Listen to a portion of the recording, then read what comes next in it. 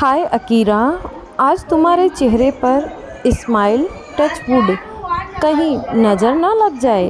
अरे वुड कहाँ है, चल अब कर टच वुड। तू पागल हो गई है क्या रीवा? अब मैं बच्ची नहीं रही, अकीरा ने कहा। रीवा और अकीरा दोनों बेस्टीज हैं। अकीरा के चेहरे पर कई वर्षों बाद हंसी देखी थी रीवा ने। अकीरा ने अपने पूरे परिवार को कोविड में खो दिया। कॉलेज पूरा होते ही अचानक से उस पर अपने होटल के फैमिली बिजनेस को आगे बढ़ाने की जिम्मेदारी आ गई। दोस्तों की यह तिकड़ी पूरी करता था सचिन। सचिन और अकीरा दोनों कॉलेज से दोस्त रहे हैं और एक दूसरे में अपना फ्यूचर देखते रहे हैं। सचिन की तो जैसे जान ही अकीरा में बसती, पर कुछ समय से ओटीटी पर अपने न्यूज़ स्टार्टअप को लाने की वजह से वह अक्सर बिजी रहता। वहीं अकीरा लंबे समय से डिप्रेशन में चल रही थी। अकीरा डिप्रेसिव से डिप्रेसिव गर्ल में तब्दील होती जा रही थी। काफ़ी कोशिशों के बाद रीवा और सचिन ने अकीरा को डिप्रेशन मोड से बाहर लाने में कामयाबी पाई, पर अब तक की अकीरा के चेहरे पर नॉर्मल मुस्कुराहट नहीं लौटी थी। न जाने कुछ दिनों से अकीरा फिर से चहकने लगी थी। वह अब बात बात पर हंसने भी लगती। पुराने दोस्तों और रिश्तेदारों से भी उसने बात करनी शुरू कर दी, जिसका अकीरा के शहर पर अच्छा असर पड़ा। आज अकीरा को रीवा से मिलने जाना था। रीवा और अकीरा दोनों शहर से कोसों दूर एक कैफ़े में मिले। क्योंकि यह कैफ़े दोनों के घर के रास्ते के बीच में पड़ता है, किसी को आने जाने में परेशानी ना हो, इसीलिए दोनों का मीटिंग और सेपरेटिंग पॉइंट यही एकमात्र कैफ़े हमेशा से रहा है। रीवा एक जानी मानी साइकोलॉजिस्ट थी और अकीरा होटेलियर बन चुकी थी। अकीरा दिल की सारी बातें रीवा से डिस्कस करती और रीवा दोस्त पहले थी, साइकोलॉजिस्ट बाद में। कुछ दिनों से अकीरा ने रीवा के सामने दिल नहीं खोला था। बस इसी की पूरी जानकारी लेने दोनों फ्रेंड शहर से दूर कैफ़े में मिलने का प्लान बनाया। अकीरा, सब सही तो चल रहा है ना तुम दोनों के बीच? रीवा ने हाय हेलो के बाद पहला सवाल दागा। हाँ, बस जिंदा हूँ यही समझ ले, अकीरा ने कहा। पर आज तो तुम लंबे समय बाद ब्लश कर रही हो, क्या राज है तुम्हारे इन पिंक चिक्स का? हाँ, तुझे कैसे पता? यह राज ही तो है जिसकी आने के बाद से मैं फिर से जीना सीख रही हूँ। वह समझता है मुझको, समय देता है। देख, अभी भी लगातार उसी के मैसेज आ रहे हैं। बेचैन है यह जानने के लिए कि मैं कहाँ हूँ, क्या कर रही हूँ। अकीरा हमेशा की तरह आज भी रीवा को सब कुछ बताने के लिए बेताब थी। उसने चहकते हुए कहा, 2 महीने से तुम्हारी बताई दवाई की भी ज़रूरत नहीं पड़ी जब से राज मिला है। ओहो अकीरा, यानी तुम माइक्रो चीटिंग कर रही हो, तभी दवा की भी ज़रूरत नहीं पड़ी। रीवा ने अपनी बात रखते हुए कहा।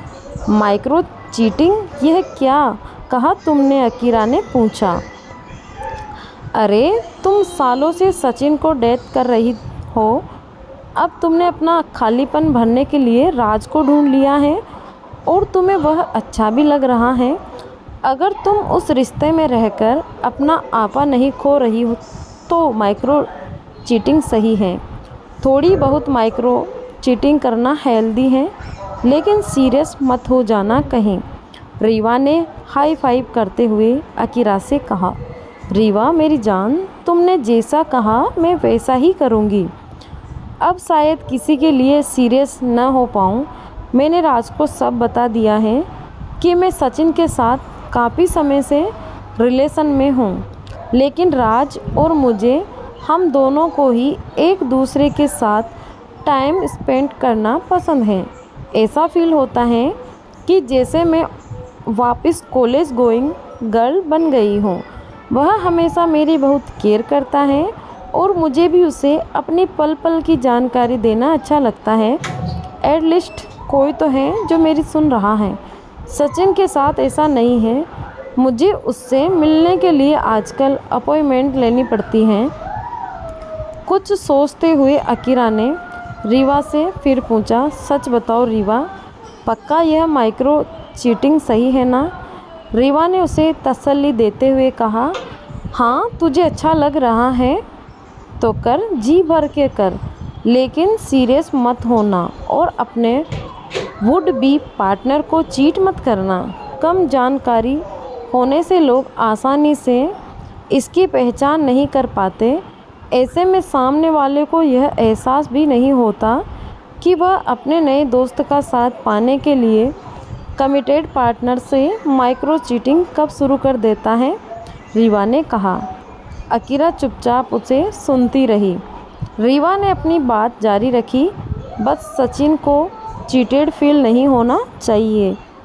अगर उसे ऐसा लगे तो तुम समझदार हो, तुम्हें पता होना चाहिए कि तुम्हें क्या करना है।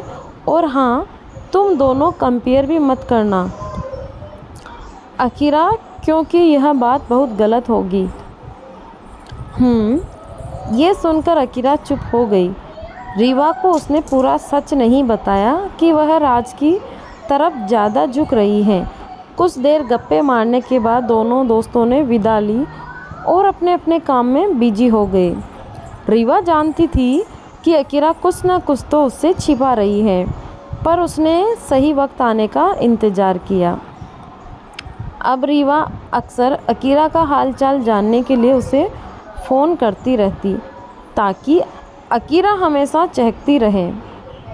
एक दिन अकीरा ने खुद रीवा को कॉल करके बताया कि राज उससे शादी करना चाहता है।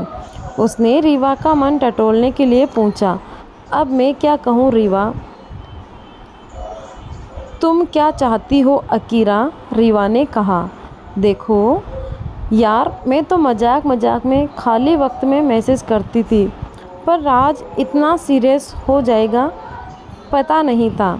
रीवा ने कहा, मैंने पूछा तुमसे कि तुम क्या चाहती हो, सवाल पूरा सुनो फिर जवाब देना। रीवा की आवाज़ कुछ नाराज़गी और कुछ खीज से भरी थी। मुझे उससे बात करना पसंद है। उससे मिलने से पहले शीशे के सामने बार बार खुद को देखना पसंद करती हूँ। अपने ड्रेस को बार बार फ्लॉन्ट करना अच्छा लगता है। राज का नाम आते ही मैं ब्लश करने लगती हूँ, रंग पसंद करने लगती हूँ। मैं फिर से मुझे राज के साथ वक्त बिताना पसंद है, लेकिन जब अकेले में या आंखें बंद करके मैं सोचती हूँ तो सचिन ही नज़र आता है। जानती हो तो सचिन के बारे में, सचिन के इग्नोर करने से मैं डिप्रेशन में आ गई थी। जो आज राज कर रहा है पहले सचिन करता था, पर पता नहीं क्यों इन दोनों को मैं कैसे कंपैरिजन करूं, कुछ समझ में नहीं आ रहा। अब तू ही बता कि मैं क्या करूं, सचिन या फिर राज, किसको चुनूं मैं? देख रीवा, यह सब सुनते ही रीवा कुछ तो है जो नींद आए कम वाला गुनगुनाने लगी। अकीरा समझ गई कि रीवा उसके मज़े ले रही है। उसने तुनकर पूछा, बोलो ना रीवा, क्या करूं? फिर क्या था?